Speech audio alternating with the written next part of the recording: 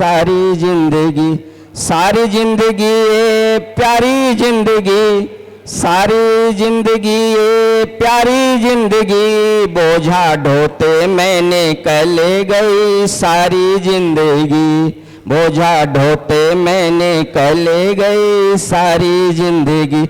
जन्म लेते ही इस धरती पर तूने रुदिन मचाया, जन्म लेते ही इस धरती पर तूने रुदिन मचाया, आंख भी खुल ना पाई भूख भूख चिल्लाया, सोते सोते मैंने कल गई सारी जिंदगी, सोते सोते मैंने कल गई सारी जिंदगी, रोते रोते मैंने कल गई सारी जिंदगी।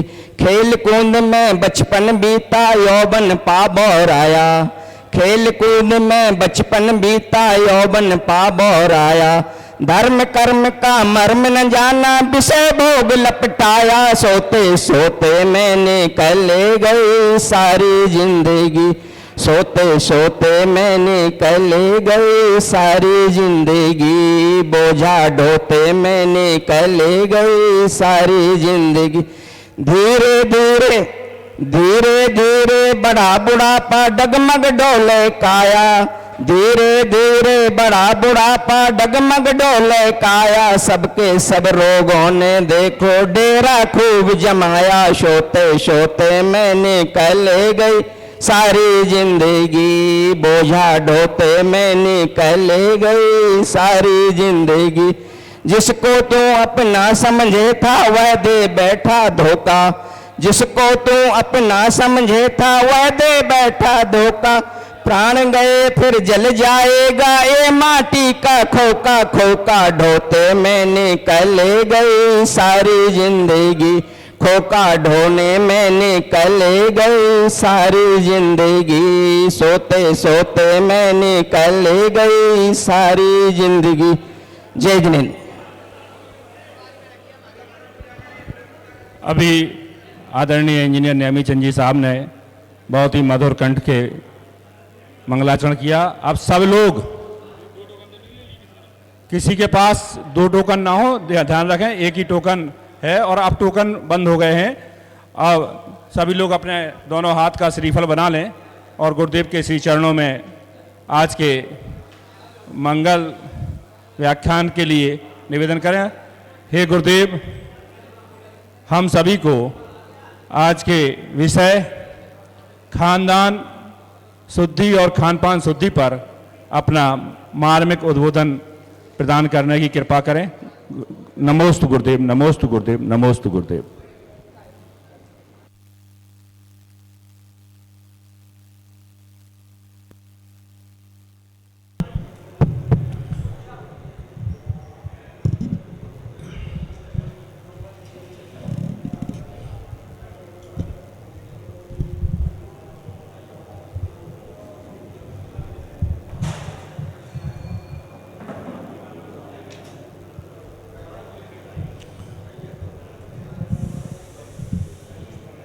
आज बहुत बढ़िया विषय है और निश्चित है अगर हम बताएंगे तो कोई नई चीज समझ में आएगी। पुरानी चीजें तो बहुत सुनी है, नई चीज कैसे सुनते हैं देखिए। सभी लोग उच्च ध्वनि में एक बार नमोकार मंत्र का उच्चारण।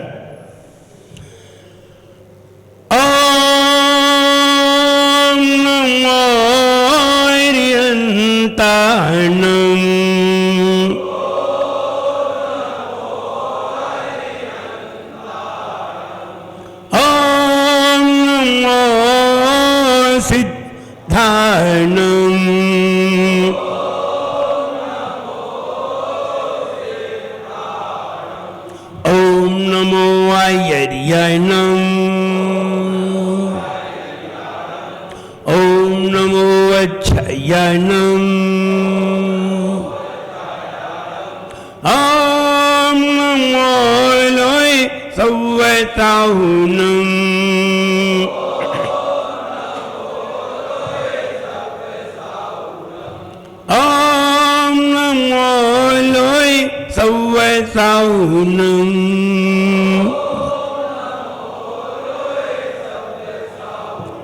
एक जरा श्री पार्श्वनाथ भगवान की, एक जरा श्री महावीर भगवान की जय परम पूज्याचार्य गुरुवर श्री विराट सागर जी गुरुदेव की जय अहिंसामयी जैन धर्म की जय। बोले परम पूज्य चरणाचार्य भगवान गुरुवर श्री विनम्र सागर जी गुरुदेव की।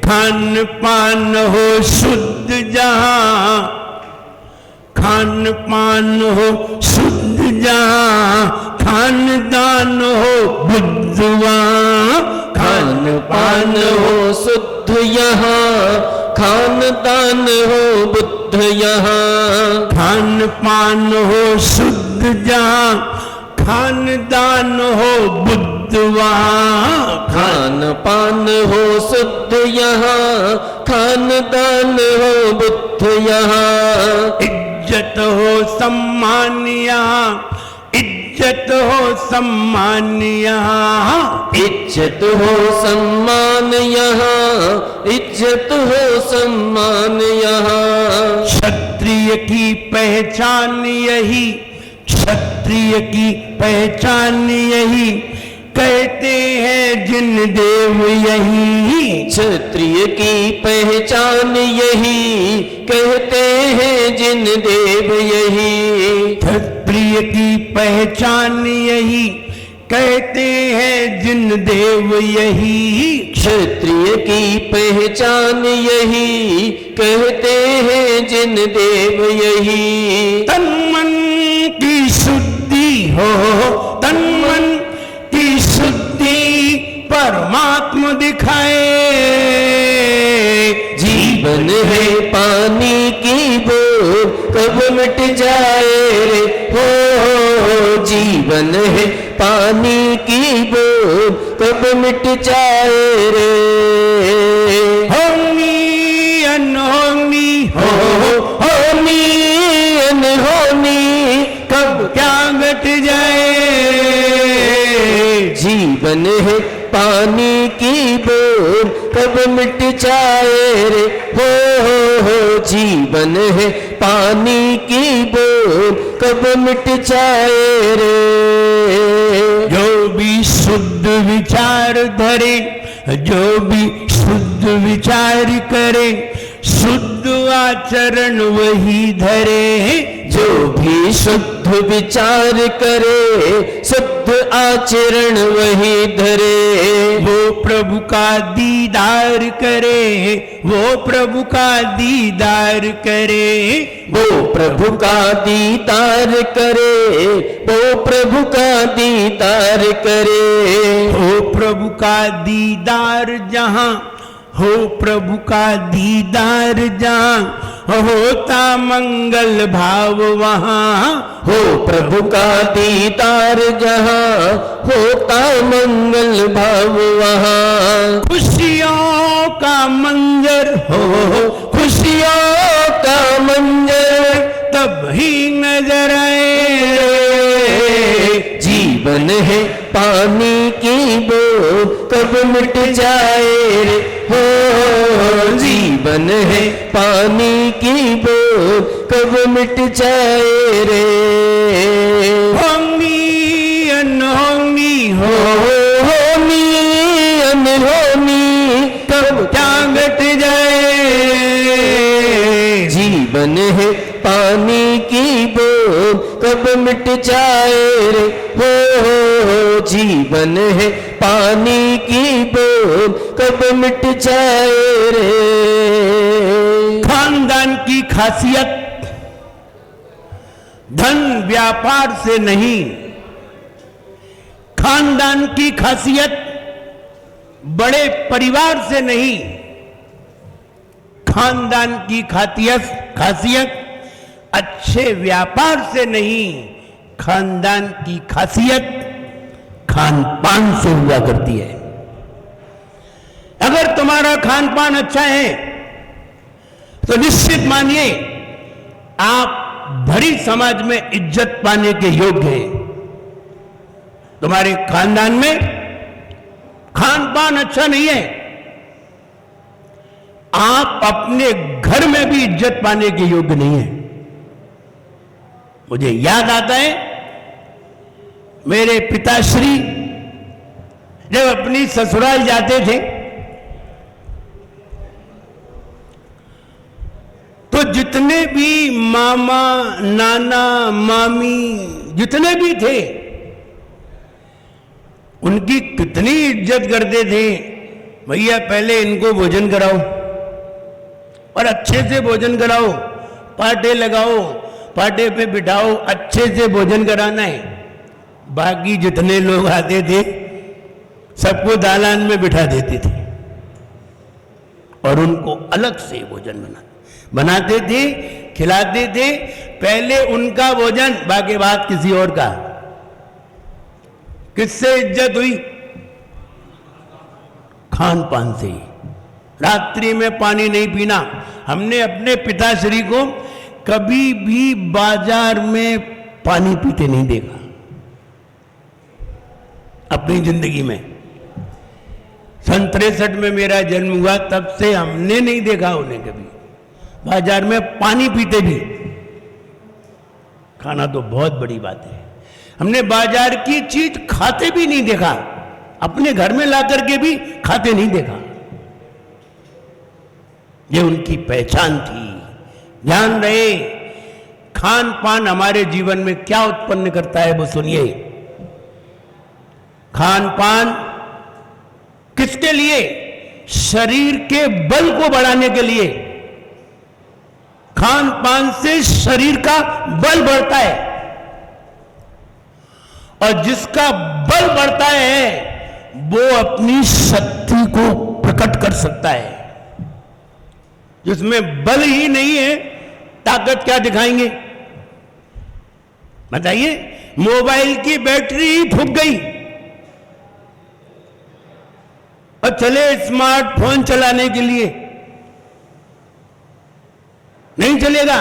पहले बैटरी पावरफुल होना चाहिए और बैटरी पावरफुल है तो तुम्हारा मोबाइल खूब चलेगा।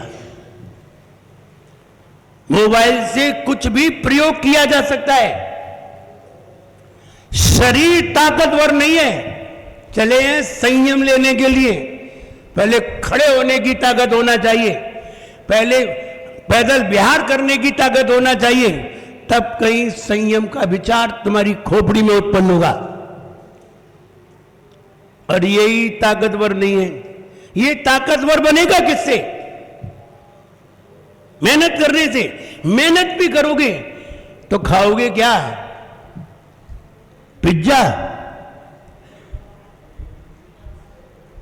ऐसी चीजें खाओगे तांतरी हो जाओगे। ऐसी चीजें मेहनत करने वाले के लिए निषेध होती हैं, बिल्कुल निषेध होती हैं। अगर आप मेहनत करने जाएंगे, अखाड़े में मेहनत करने जाएंगे तो सबसे पहले तुम्हारे बाल कटवाए जाएंगे, तुम्हारा पहनाव बदलाया जाएगा, आप पैंट शर्ट नहीं पहन सकते। फिर तुम्हारे खाने पे ध्यान दिया जाएगा। और जब ये योग्यताएं तुम्हारे अंदर नहीं होंगी तो तुम आगे कोई शक्ति प्रकट नहीं कर सकते। आप तीर्थंकर को देखिए, तीर्थंकर अनंत बल लेकर के आए। बल कितना था उनके अंदर जन्म से? अनंत बल। वरना सुमेरु पर्वत पर इतना भयंकर दृश्य कैसे सहन कर लेते? अनंत बल पहले से लेकर के आए। और शक्ति कितनी प्रकट की? अनंत शक्ति।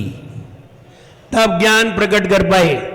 कमजोर शरीर में ज्ञान प्रकट नहीं होता, कमजोर शरीर में दर्शन प्रकट नहीं होता, कमजोर शरीर में शक्ति प्रकट नहीं होती, कमजोर शरीर में सुख नहीं होता। पहले योग्यता प्राप्त करिए, पहले योग्य बनिए।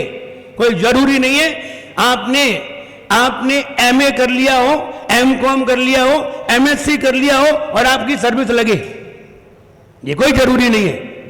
लेकिन सर्विस लगेगी तो आपको पीजी होना भी जरूरी है। योग्यता पहले, योग्यता पहले, शक्ति बाद में। आपने खेत में बीज डाला है, लेकिन पहले खेत को योग्य बनाना पड़ेगा। और अगर खेत योग्य नहीं है, आप कितना भी बीज डालो, सारा बीज बेकार हो जाएगा।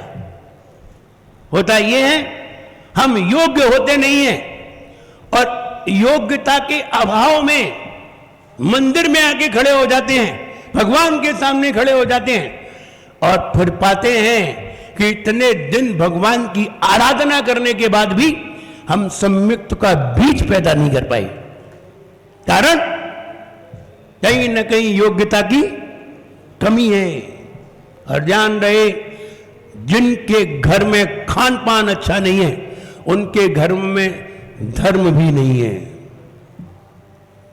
वो घर धर्म विहीन है, उसमें धर्म के संस्कार भी नहीं है।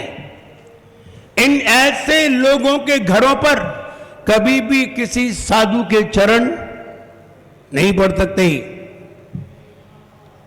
क्योंकि साधु शुद्ध खान पान वाला व्यक्ति है, और शुद्ध खान पान अच्छे खानदान में ही हुआ करता है। खानदान को शुद्ध बनाना, खानदान को सही बनाना मुखिया की जिम्मेदारी है। फर्स्ट जिम्मेदारी मुखिया की है, सेकंड जिम्मेदारी उनके पुत्रों की है, थर्ड जिम्मेदारी उनके पुत्रों की है, लेकिन पहली जिम्मेदारी मुखिया की है। अगर मुखिया अच्छे खान पान में नहीं है, इसका मतलब है उसके शरीर में जाने वाला जो द्रव्य है, फिर चाहे वो गुटखा हो, चाहे वो तंबाकू हो, चाहे वो चाय हो, चाहे वो शराब हो, चाहे वो अन्य कोई अन्य चीजें हो, आपके शरीर में जैसे ही कोई वस्तु जाती है तो वो शरीर का एक अंश बनती है, और शरीर का अंश बनती है, और अंश बनते बनते मुख्य अंश भी बन जाती है। पहले अंश और फिर मुख्य अंश। मुख्य अंश समझिए, मुख्य अंश का मतलब है जिससे हमारी संतान में सारे गुण आते हैं, जिससे हमारे संतान में रंग रूप आता है, जिससे हमारी संतान में सारे विचार आते हैं, जिससे हमारी आनुवंशिकता निर्मित होती है, वो अंश भी उसी द्रव्य से निर्मित होता है। और आपने कहीं अपने मुंह में गुटखा डाल लिया तो ये अंश तो कहीं ना कहीं तुम्हारे शरीर में जाकर के ब्लड में मिलता हुआ कहीं ना कहीं पहुंचेगा, बचेगा नहीं। और तुमने ड्रिंकिंग कर ली, शराब पी ली, बहुत सारा एसिड अपने शरीर में डाल लिया, लेकिन ये अंश तो कहीं ना कहीं बनेगा। आप छोटा सा प्रयोग करके घर पे देख सकते हैं। आप थोड़ी सी शराब लेकर के आइए, 100 ग्राम शराब लेकर के आइए, प्रयोग करना है, पीना नहीं है। 100 ग्राम शराब लेकर के आइए और एक 50 ग्राम पानी को लाल बनाइए, लाल रंग का, और उसमें शराब डालते जाइए। जैसे ही शराब डालोगे वो लाल पानी काला होता जाएगा। इसका मतलब है शराब जैसे ही शरीर में जाती है हमारी खून को डैमेज कर देती है, सारी शक्तियां समाप्त कर देती हैं। जब तुम्हारा बल खत्म हो गया है, अब चले हैं शक्ति पैदा करने के लिए। ऐसे लोग कभी भी संयमी नहीं बन सकते,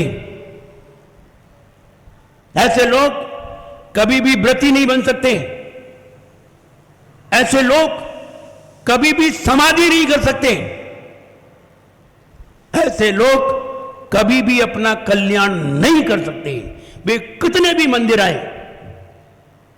1 साल नहीं 50 साल भगवान का अभिषेक करें, इनका कल्याण नहीं होगा। ये अपना हित नहीं कर सकेंगे। इसलिए सबसे पहले खान पान पे ध्यान दिया जाए,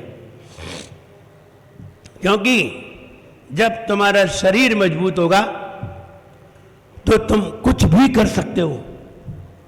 व्यापार में, परिवार में, संसार में और धर्म के मार्ग में आप कहीं भी कुछ भी करने में समर्थ हैं। लेकिन अगर आपका शरीर ही डैमेज, कमजोर है, आप कुछ नहीं कर सकते, ना व्यापार में, ना परिवार में, ना संसार में, ना ही धर्म के मार्ग में, कहीं भी आप सफल नहीं हो सकते। इसलिए सबसे पहले खान पान पर ध्यान दिया जाए। हम बच्चों को कुछ भी खिला दें, नहीं, बच्चों को वही खिलाइए जो बच्चों के लिए बच्चों को मजबूत करे। खाने से आपको बताएं, जब आपको ब्रेन कमजोर हो रहा हो, जब आपकी बोन कमजोर हो रही हो, तब आपको डॉक्टर क्या कहता है खाने के लिए?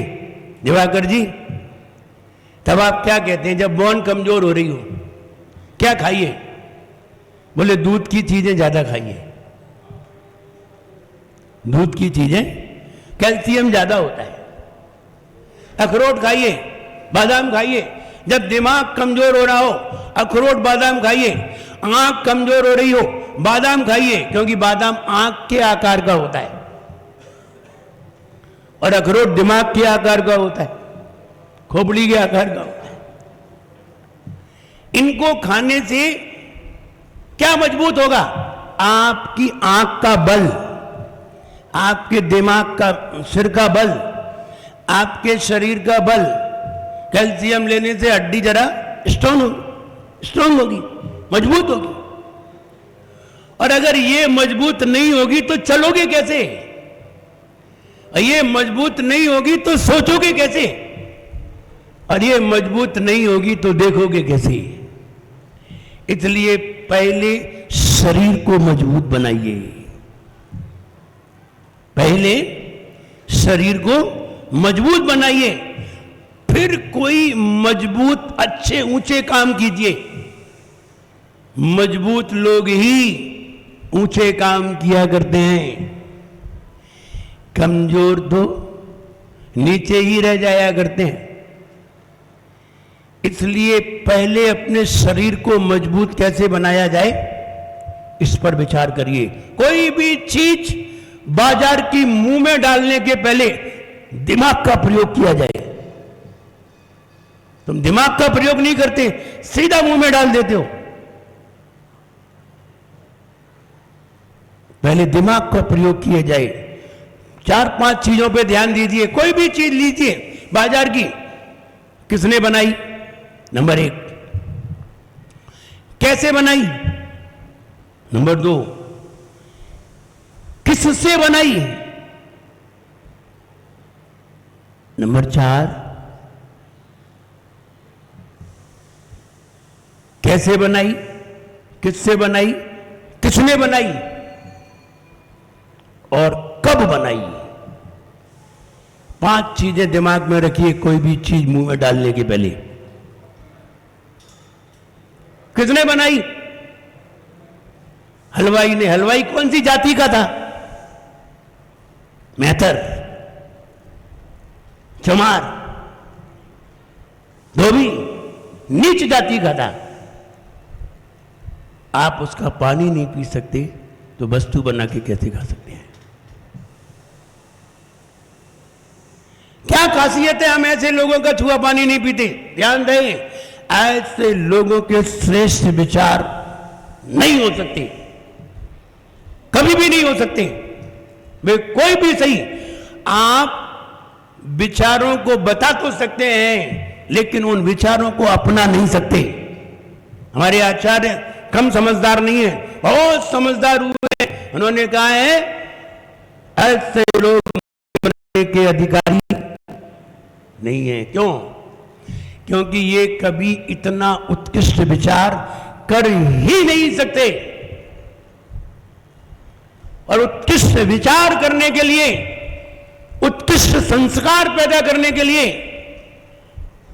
उत्कृष्ट खानदान की जरूरत क्यों पड़ती है? आप बताइए, सारे तीर्थंकरों का जन्म क्षत्रिय कुल में क्यों हुआ? बहुत सारे कुल थे, बहुत सारे लोग थे, लेकिन क्षत्रिय कुल में ही क्यों हुआ? इस पर चिंतन करिए। तुम्हारे पास तो इतना दिमाग है नहीं, वो तो हमें ही चिंतन करते रहते हैं। क्षत्रिय कुल में पैदा हुए नहीं, उन्होंने क्षत्रिय कुल को चुना है, क्योंकि जैसा शरीर में बीज होता है वैसे ही जीव को शरीर प्राप्त होता है। और तीर्थंकर को सबसे मजबूत शरीर चाहिए, और सबसे मजबूत शरीर सबसे मजबूत खानदान में मिलेगा।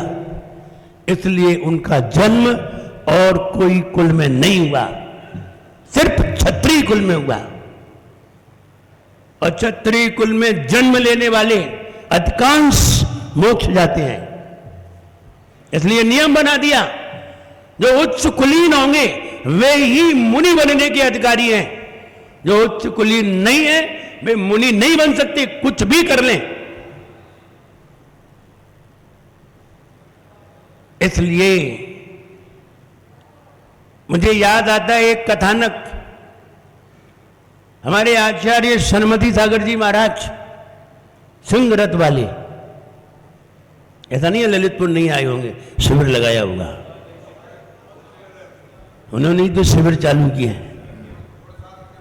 आचार्य सन्मति सागर महाराज, आचार्य सन्मति सागर महाराज के संग में एक अन्य जाति का व्यक्ति पीछे लग गया और उसने कहा हमें मुनि दीक्षा दीजिए। आचार्य श्री ने कहा आपको मुनि दीक्षा नहीं दी जा सकती, क्योंकि आप क्षत्रिय कुल में उत्पन्न नहीं हुए हैं। विचार करिए, पूर्व जमाने में जितने भी राजाशाही हुआ करते थे ये सब क्षत्रिय कुल के हुआ करते थे, क्योंकि क्षत्रिय कभी अनीति का कार्य नहीं करते, उन्हें धन से कोई लगाव नहीं होता, स्वयं ही राजा होते हैं। जब उसने ये कहा कि मुझे मुनि दीक्षा दीजिए, आचार्य महाराज ने कहा तुम्हें क्षुल्लक दीक्षा दी जा सकती है, इसके ऊपर नहीं, वरना ब्रह्मचारी बन करके रहिए, आप मुनि नहीं बन सकते। उसने कहा मैं तो मुनि बनूंगा। बोले नहीं बनोगे, हम बनाए तब तो। और जब उन्होंने मुनि नहीं बनाया तो वो जिद करने लगा, तो आचार्य महाराज ने उसे संघ से बाहर कर दिया। मालूम है उस व्यक्ति ने क्या कहा? उस व्यक्ति ने कहा महाराज निकलो, हम तुम्हें गोली मार देंगे। देखा, जो उच्च कुलीन नहीं होते हैं वे उच्च विचार नहीं कर सकते, इनके विचार ही खोटे होते हैं। ये मुनि बन जाए, वे मुनि क्या खूब मुनि बन करके घूमो, लेकिन ये भाव से मुनि हो ही नहीं सकते। कारण यही है कि इनका खानदान शुद्ध नहीं है। और खानदान शुद्ध किससे हुआ था? खान पान से। मूल जड़ क्या है? खान पान है। जिस खानदान में मदिरा मांस ली जाती हो वो खानदान शुद्ध नहीं हो सकता। तीर्थंकर जितने भी कुल में जन्मे उनके कुलों में कहीं भी ये लक्षण नहीं थे। इसलिए आप समझिए, हमारा खान पान सबसे पहले शुद्ध होना चाहिए, और खान पान की जिम्मेदारी मुखिया की है। देश कुल जाई शुद्धा, देश कुल जाति तीनों शुद्ध जिसके होते हैं वे ही लोग संयमी होते हैं, आचार्य बनने के योग्य होते हैं। और जिसका देश कुल जाति ये तीनों में से कोई चीज शुद्ध नहीं है, अगर ये आचार्य भी बन गए तो ये आचार्यत्व को निभाएंगे नहीं। मुनि भी बन गए तो मुनि पद को निभाएंगे नहीं। ये मुनि पद में भी विकृति उत्पन्न कर लेंगे। इसलिए खानदान शुद्ध, खान पान शुद्ध। खान पान मूल जड़ है, और खान पान हमारे शरीर का बल बनाता है। जैसा द्रव्य जाता है वैसा ही बल तैयार होता है। और अगर द्रव्य खराब चला गया तो आपके शरीर में, आचार्य महाराज कहते हैं, द्विदल भी नहीं खाना चाहिए। भैया क्यों द्विदल क्यों नहीं खाना चाहिए? द्विदल क्या होता है? अन्न। अन्न किसे कहते हैं? जिससे पेट भरे उसे क्या कहते हैं? अन्न। ध्यान रहे, अन्न उसे कहते हैं जो रूखा हो। अन्न उसे कहते हैं जो रूखा हो और जिसमें जरा सी भी चिकनाई न हो और जिससे पेट भरे, उसे अन्न कहते हैं। रूखा हो, इसलिए मूंगफली अन्न नहीं है, उसमें तेल निकलता है। सरसों अन्न नहीं है क्योंकि उसमें तेल निकलता है। और गेहूं अन्न है, उसमें तेल नहीं निकलता। रूखा हो, पेट भरे और चिकना ना हो, चिकनी कोई चीज उसमें ना हो।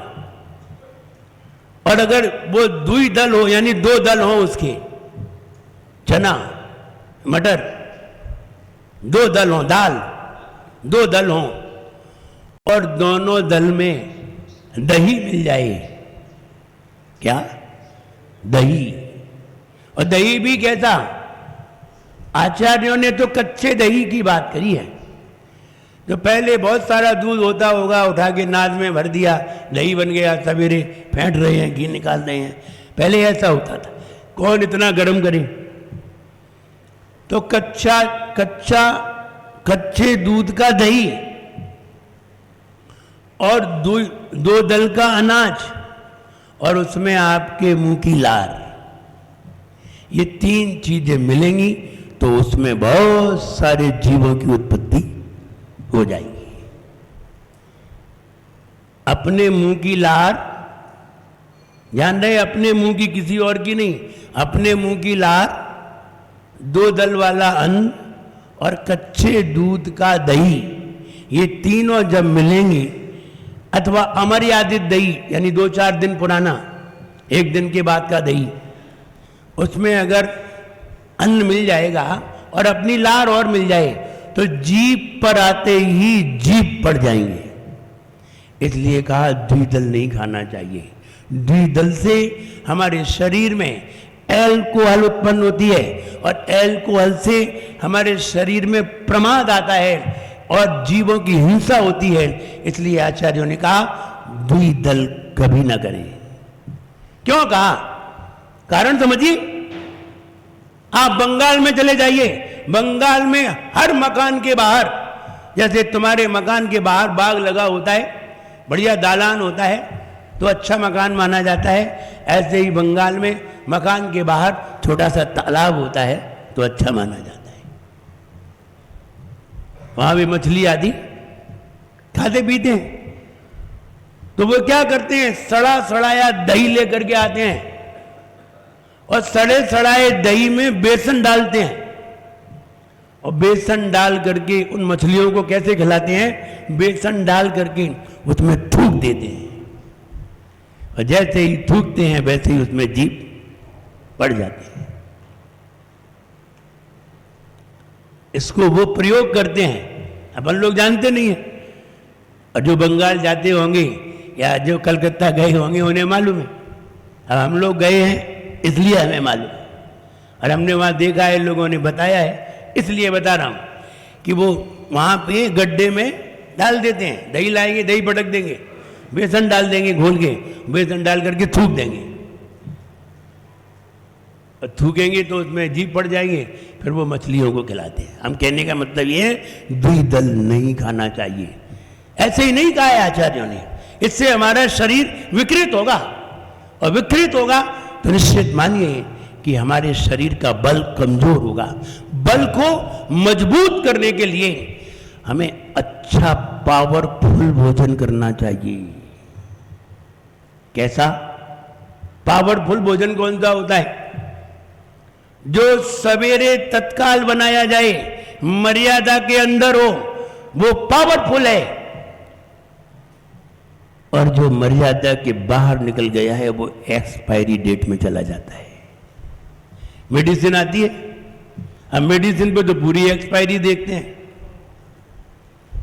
कि ये कब तक चलेगी, और एक्सपायरी डेट आ जाती है तो बाहर कर देते हैं। और घर के आटे को नहीं देखते वो एक्सपायर हो गया कि नहीं। घर में लाने वाली चीजों को नहीं देखते ये एक्सपायरी है या पावरफुल है। बाजार की कोई भी बनी हुई चीज पावरफुल नहीं होती। बाजार की चीजें खाने वाले कोई पहलवान नहीं होते, सब मरे मराए होते हैं। और जो भी बाजार की चीज खाते हैं बीमार होते हैं। बीमार ही बाजार की चीजें खाते हैं, स्वस्थ कभी भी बाजार की चीजें नहीं खाते, क्योंकि बाजार में सब एक्सपायरी होती है। हर चीज की एक्सपायरी है, एक्सपायरी डेट है। आपके शरीर की भी एक्सपायरी डेट है, फिक्स है। हर चीज की एक्सपायरी डेट है, तो भोजन की भी मर्यादा है। हर चीज की मर्यादा है, दूध की, घी की, दही की, दाल की, सब्जी की, रोटी की, सबकी मर्यादा है। इसलिए महाराज लोग सवेरे शुद्ध बना हुआ भोजन ही लेते हैं, एक दिन के पहले का भोजन नहीं लेते। कोई भी चीज नहीं लेते एक दिन पहले की। क्यों लेते हैं ताजी भोजन? क्योंकि सबसे पहले शुद्ध होता है। सबसे पहली बात मर्यादा के अंतर्गत है, दूसरी बात शुद्ध है, तीसरी बात ताकतवर है। इसलिए महाराज एक बार सूखी रोटी लेकर के भी 20 किलोमीटर पैदल फर्राटे से चल लेते हैं। तुम 2 किलो दूध पीकर भी 2 किलोमीटर नहीं चल पाते। इसलिए तुम 2 बार खाते हो तो भी 4 किलोमीटर में आप जाते हो। अब महाराज सूखी रोटी लेकर के भी मस्ती से चलते हैं। क्या मतलब है? पावरफुल भोजन करिए, अपने बच्चों को भी पावरफुल भोजन कराइए, बच्चों में ये संस्कार डालिए। और ये संस्कार नहीं डालोगे, तुमने संस्कार नहीं डाले हैं, तो ये तुम्हारी गलती है। फिर तुम्हारी संतान सुखी ना हो, कमजोर हो जाए, तुम्हारी संतान मोक्ष मार्ग पे न लगे, तुम्हारी संतान में धर्म के संस्कार ना हो, इसकी पहली गलती के जिम्मेदार आप हैं। इसलिए संस्कार अच्छे डालिए। कहते हैं ना, हमें पहले जीना सीखना चाहिए, मरने की बात बाद में करो। लोग आते हैं मेरे पास, महाराज मेरी समाधि कराना। यानी मरने की बात नहीं करो, ये कहो मुझे जीना सिखाना। ये कोई नहीं कहता, ये कहते हैं भाई समाधि करा देना, जीने की बात मत करो। तो मुझे वो शेर याद आता है, देख हिस्ट्री इस बात का कामिल यकीन आया। देख हिस्ट्री इस बात का कामिल यकीन आया, जिसे जीना नहीं आया उसे मरना नहीं आया। इसलिए पहले जीना सीखो, पहले खाना पीना सीखो, पहले रहना सीखो, पहले रहन सहन, खान पान, बोल चाल, व्यवहार से हमारे खानदान की पहचान होती है। रहन सहन, खान पान, बोल चाल और व्यवहार, इनसे हमारे खानदान की पहचान होती है। धन मकान व्यापार से हमारी खानदान की पहचान नहीं होती। इसलिए रहन सहन खान पान जरूर शुद्ध रखना चाहिए। ज्ञान के बिन जी रहे हैं, ज्ञान के बिन जी रहे हैं हम यहाँ आकर, हम यहाँ आकर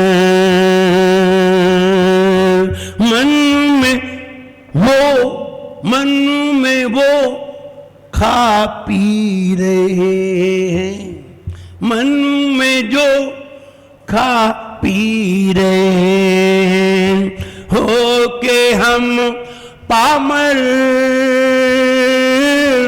हो के हम पामर, नहीं विचारा,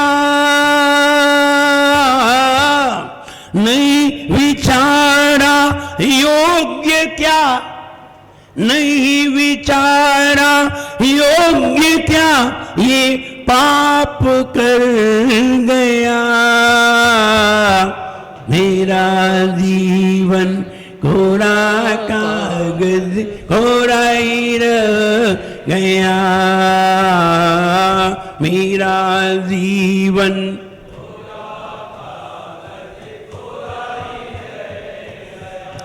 जिंदगी, जिंदगी को लख न पाया और मर गया,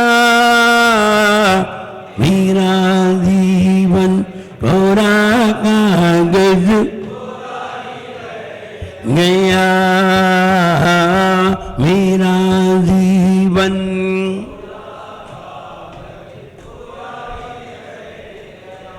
अगर आप चाय पीने के आदी हैं और चाय पीने से जो पदार्थ आपके शरीर में जो कलेक्ट हो जाता है, यही तुम्हारे ब्रेन को हानिकर हो जाता है। इसलिए चाय पीने वाले लोग जब चाय न पिए तो दर्द कहाँ होता है, नाक में या कान में, सिर में, सीधा असर सिर पर अटैक है। चाय का अटैक सीधा सिर पर है। इसलिए चाय पीने वाले आत्मज्ञान को उत्पन्न नहीं कर सकते। चाय पीने वाले आत्मसम्मान को उत्पन्न नहीं कर सकते। चाय पीने वाले आत्मविश्वास को उत्पन्न नहीं कर सकते। चाय पीने वाले श्रद्धा को उत्पन्न नहीं कर सकते, क्योंकि इसका असर सीधा ब्रेन पर है और शराब का असर ब्रेन पर नहीं है। शराब का असर सीधा तुम्हारी वासनाओं पर है, शरीर पर है, और शराब का असर शरीर पर,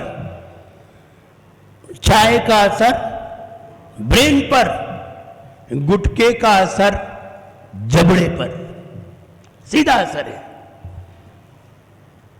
इन चीजों से अगर आप बचे नहीं, इन चीजों से अपने बच्चों को बचाया नहीं,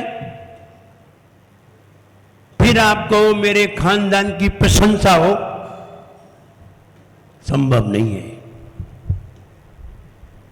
इसलिए बहुत ही जोर दे करके हम ये कहना चाहते हैं कि बच्चों को समझाइए, बच्चों को बताइए। प्रारंभ में आप बच्चों के दिमाग में जैसा फीड कर देंगे, बच्चों के दिमाग में वही फीड हो जाएगा। मुझे याद आता है, मैं अपने दोस्तों के साथ, करीब 10 दोस्त थे मेरे, और 10 दोस्तों के साथ ग्वालियर में मेला देखने के लिए गए। रात्रि के 11 बज गए, सर्दी के दिन, दिसंबर का महीना। अब कहाँ ठहरे? एक धर्मशाला में एक कमरा लिया, कमरे में 10 लोग कैसे रुके? और कोई ना बिस्तर ना कुछ। तो दोस्तों ने मिल करके ये विचार किया, ये रात कैसे काटें, सर्दी है, कमरा बंद कर लिया है, लेकिन बिछाने के लिए कुछ है ही नहीं, फर्श है, फर्श में क्या होगा? तो सारे मित्रों ने मिल करके सिगरेट पीना प्रारंभ की। बोले ऐसा करो, यही लाओ, और ऐसे ही अपनी रात निकालेंगे। और सारे मित्रों ने सिगरेट पीना प्रारंभ की, तो उन्होंने वो सिगरेट मेरी तरफ भी बढ़ाई। लेकिन खानदान की पहचान तो देखिए, सारे लोग पी गए, मेरा नंबर आया, मैंने कहा नहीं, दूर रखिए। सारे मित्रों ने मिलकर के पिलाने का प्रयास किया, बोले अगर इन्हें नहीं पिलाएंगे तो जिस सबकी शिकायत कर देंगे, और ये भी पी लेंगे तो किसी की शिकायत भी नहीं होगी। अब सारे लोग डर रहे, पी तो ली, बहुत प्रयास किया, लेकिन कुछ मित्र ऐसे भी थे, उन्होंने कहा नहीं आप ऐसा नहीं कर सकते। और जब सब लोग आ गए और उन्होंने सिगरेट पिलाने का बहुत प्रयास किया, लेकिन नहीं लगा पाए, मुंह से भी नहीं लगा पाए। जब नहीं लगा पाए, हार गए, तो सारे लोग डरते भी थे। अब डरते किन से थे? पीने वालों से तो नहीं डरते थे, न पीने वालों से डरते हैं। ध्यान दें, न पीने वाले से कभी नहीं डरता, और पीने वाले हमेशा न पीने वाले से डरते हैं, क्योंकि पीने वाला कभी ताकतवर नहीं होता और न पीने वाला ताकतवर है। तो कहने का मतलब यह है कि वो संस्कार हमारा काम किया, जो प्रारंभ में छोटे में संस्कार दिए गए हैं, वे संस्कार बड़े में क्या, और वे संस्कार आज तक खानदान में जीवित हैं, चाहे भले ही वो मेरे लिए थे, आज भी खानदान में जीवित हैं। छोटा सा बच्चा भी हो लेकिन दूर रहता है इन चीजों से। किसी को भी ये अनुमति नहीं दी गई कि गुटखा खाने की, या इनको किसी को भी अनुमति नहीं है, पूरे खानदान में अनुमति नहीं है। खानदान की पहचान खान पान से हुई। इसलिए हम ये कहना चाहते हैं, आप अपनी इज्जत को बढ़ाना चाहते हैं, घर में, परिवार में, खानदान में, मोहल्ले में, नगर में, आपकी इज्जत और सम्मान इसी चीज से होगी। इसके बिना आप इज्जत को नहीं पा सकते। धन दे करके, दान दे करके तुमने इज्जत को पा लिया, लेकिन वो इज्जत स्थायी नहीं है। जब तक दान दिया है तभी तक इज्जत है, इसके बाद तुम्हारी कोई इज्जत नहीं है। इज्जत तो उसे कहते हैं, आदमी हो या ना हो उसको स्मरण किया जाए, उसे इज्जत कहते हैं, उसे सम्मान कहते हैं। तुम वहां हो या ना हो, लेकिन उस व्यक्ति के नाम से तुम्हारा सम्मान हो, उसे इज्जत कहते हैं।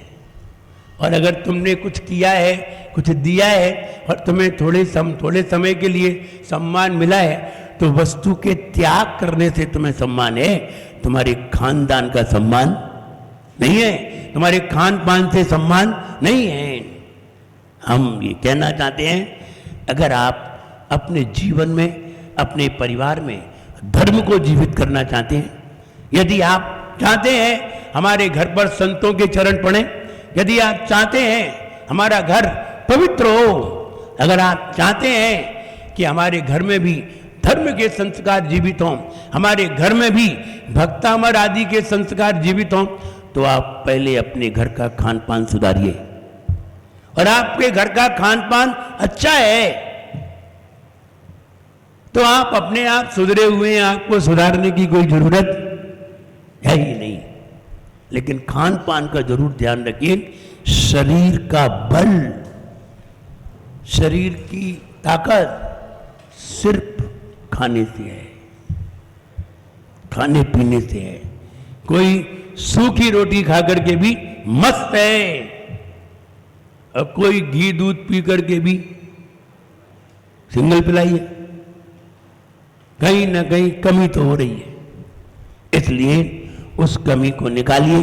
कमी निकलेगी तो निश्चित हमें उसका लाभ होगा। 4 लाइनें सुनिए। नहीं जमना जमाने में, बढ़िया 4 लाइनें। नहीं जमना जमाने में, जमाने में जमाना है। शब्द देखिए, नहीं जमना जमाने में, जमाने में जमाना है, जमाना है नहीं दिल में तो दिल तेरा खजाना है, जमाना है नहीं दिल में तो दिल तेरा खजाना है। नहीं जमना जमाने में, जमाने में जमाना है, जमाना है नहीं दिल में तो दिल तेरा खजाना है। जमाने को लगा ठोकर, जमाने को लगा ठोकर, मिले हर शय जमाने की। शय माने होता है वस्तु, शय माने वस्तु, उर्दू वर्ड है। लगा ठोकर जमाने को लगा ठोकर, मिले हर शय जमाने की। जिया ठोकर लगा कर जो, जिया ठोकर लगा कर जो, उसी का ये जमाना है। जिया ठोकर लगा कर जो, उसी का ये जमाना है। इसलिए हम संस्कार अपने जीवन में जरूर लाएं। और ये संस्कार कहते हैं, वो अमिताभ एक बार बता रहे थे, एज फूड सो मूड, जैसा भोजन होता है वैसी ही भाव दशा होती है। As food so mood, as you drink so you think, और जैसा पानी होता है वैसी ही वाणी होती है। इसलिए भोजन पर बहुत ध्यान दें। आपको मालूम हो, आचार्य कुंद भगवान ने मूलाचार लिखा। किन के लिए मूलाचार? किन के लिए? साधुओं के लिए। आधा मूलाचार सिर्फ आहार के बारे में लिखा है। आधे मूलाचार में सिर्फ आहार की चर्चा है। ऐसे भोजन करो, ऐसे भोजन करो, कोई बना रहा है तो मत करो, कोई ने ये कहा है कि आपके लिए बनाया है तो मत लो। पता नहीं कौन कौन से दोष निकाल दिए। कोई ये कह दे, महाराज हमने रसगुल्ले आपके लिए बनाए, अब मत लेना, हटाओ से। तूने मेरा नाम क्यों लिया? इसलिए महाराज के सामने ही बनाने लगो। महाराज आहार करने आ गए, महाराज आहार ले रहे हैं, आप केले को बनाने लगो, आप एप्पल बनाने लगो, तो महाराज नहीं लेंगे। बोले क्यों? बोले मेरे लिए बना रहे हो, नहीं लेंगे। कितने सारे नियम लगा दिए, 46 अंतराय लगा दिए। 46 अंतराय का ध्यान दीजिए। अगर ये वाले विघ्न आ जाए तो सारा खाना ही छोड़ दीजिए। लेकिन तुम्हारे लिए तो 7 ही बताए हैं श्रावक के लिए, तुम तो 7 भी नहीं मानते। महाराज है अंतराय पाल के आहार करते हैं, श्रावक है अंतराय टाल के आहार करता है। महाराज पाल के और श्रावक टाल के। बोले बाल आ जाता है तो बोले हम खाना छोड़ देते हैं। बोले और तुम्हारी कटोरी में बाल आ जाए तो बोले हम बाल को निकाल के बाहर कर देते हैं।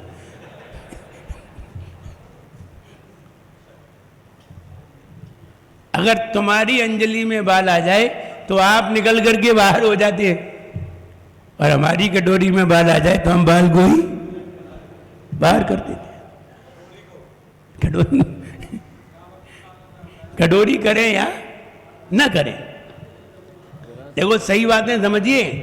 आप 4 किलो दूध लेकर के आए हैं, ठीक है, 4 किलो दूध लेकर के आए हैं 250 रुपए का, और आप गर्म कर रहे हैं मनु भैया, और उसमें एक मक्खी गिर जाए तो क्या करेंगे? तो आगे सही बताओ।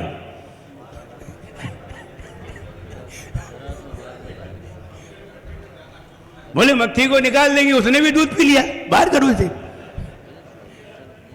वो अपने हिस्से का पी लिया उसने, अब क्यों परेशान हो? समझिए, और अगर महाराज के हाथ में आ जाए तो महाराज छोड़ देंगे। क्यों ऐसा कहा?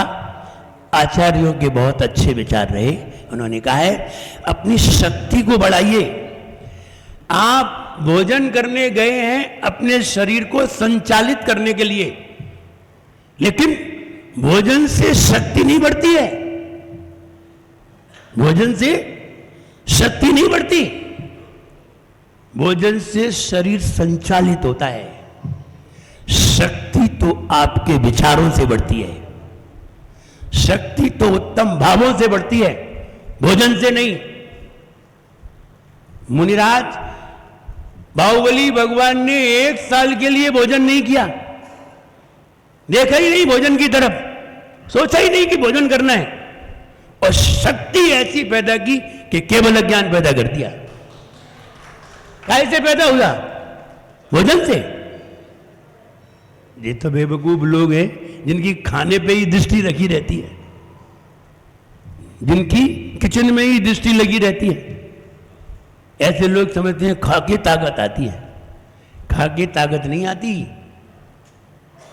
बताइए आपकी कार किससे चलती है, पेट्रोल से या ग्रीस से? पेट्रोल से चलती है या ग्रीस से चलती है? या ऑयल से चलती है? पेट्रोल से चलती है।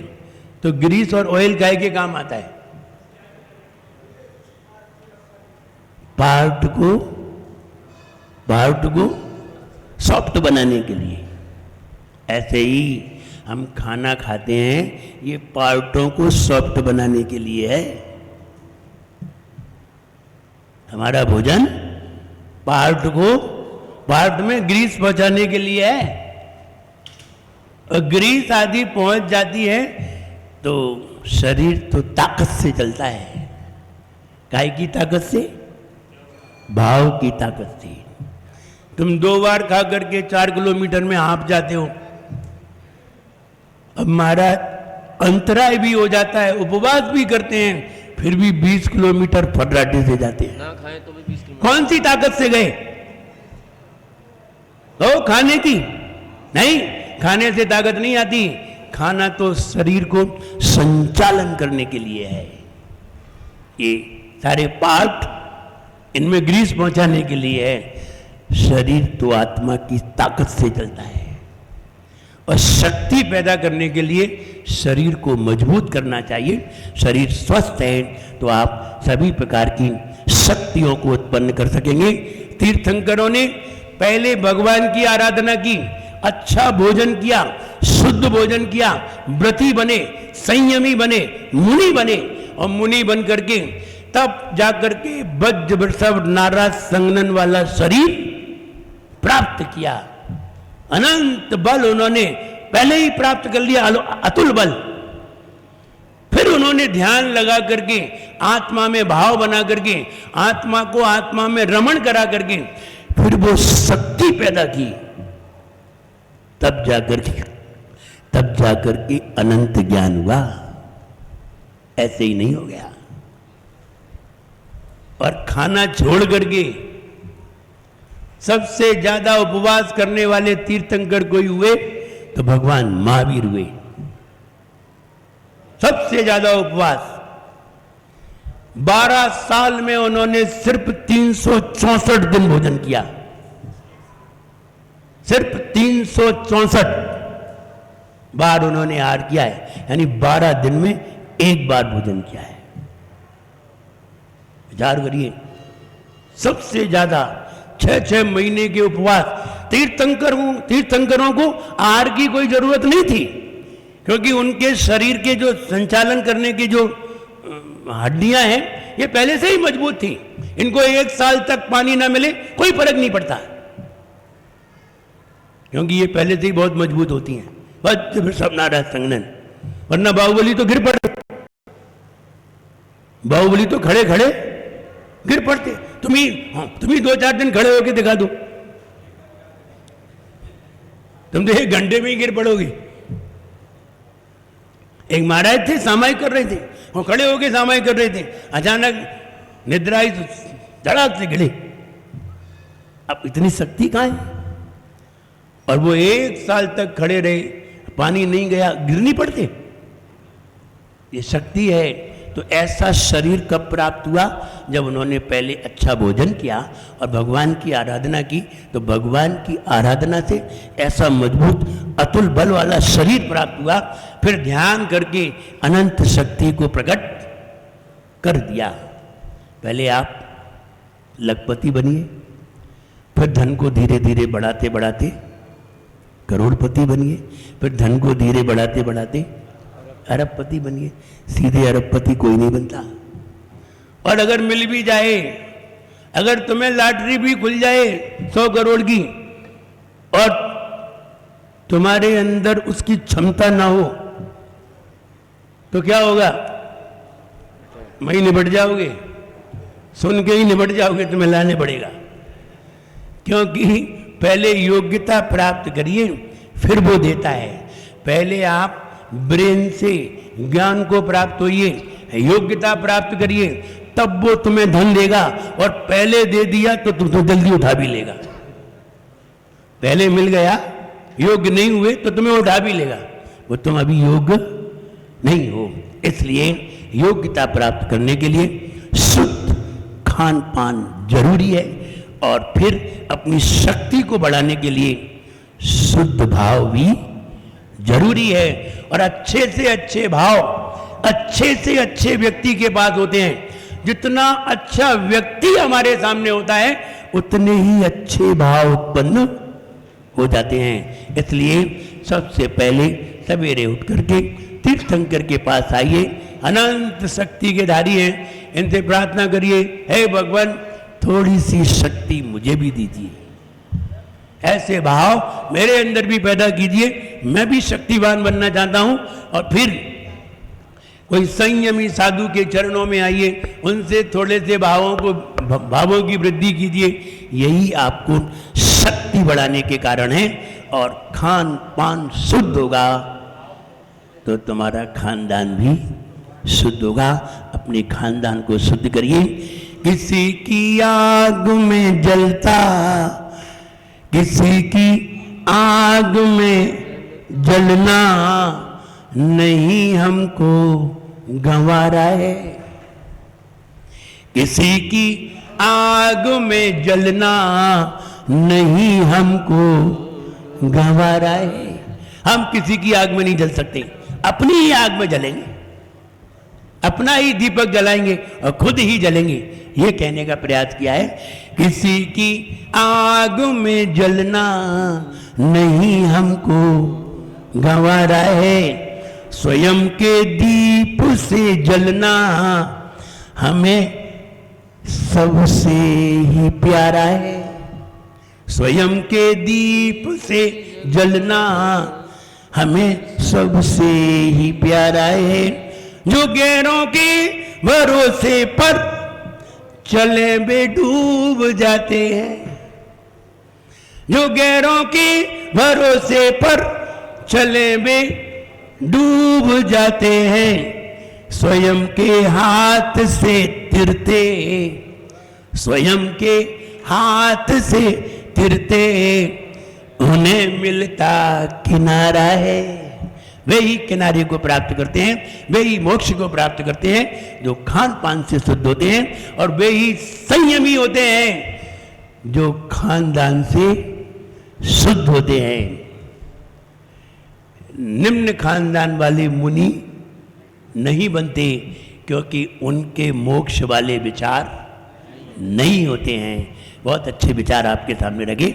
मेरा यही कहना है, आप सभी अपने खान पान को शुद्ध बनाइए और अपने खानदान को बहुत अच्छा बनाइए, इज्जतदार बनाइए, इज्जतदार बनिए। मेरा क्या श्रावकों के साथ अंतराय, जीव का दिखना, कोई मरे हुए जीव का दिखना। नंबर 2, चमड़े की वस्तु दिखना, खाने में जीव आ जाना, बाल आ जाना,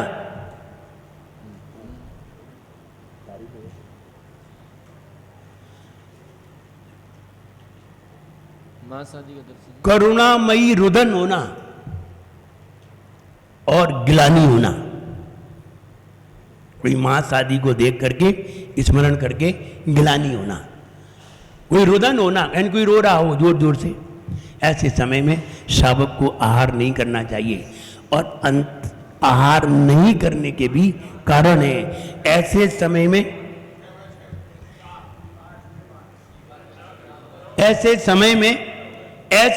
में अगर तुमने भोजन कर लिया तो तुम्हारे शरीर में रस धातु नहीं बनेगी, और रस धातु नहीं बनने पर हड्डी, खून, मांस, मज्जा कुछ भी नहीं बनेगा।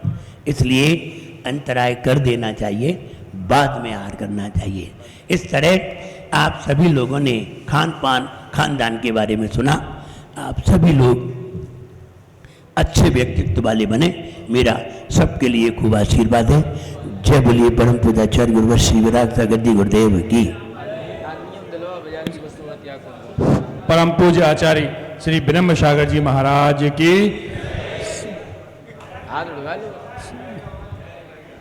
बाजार की वस्तु, केवल बाजार की। मुनि संघ की।